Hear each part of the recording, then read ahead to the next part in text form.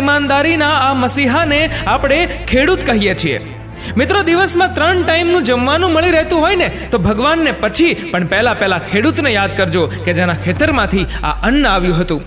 પ્રાર્થના કરજો કે જે ખેડૂત તમારા સુધી અન્ન પહોંચાડે છે તો એના છોકરાઓ ક્યારેય ભૂખ્યા ના સૂવે.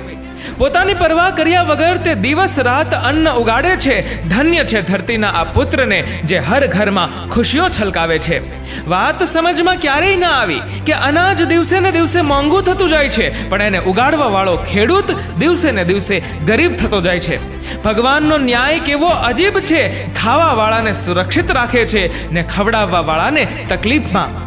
પરિશ્રમ એની મિસાલ છે, પરંતુ કરજના એના ઉપર નિશાન છે.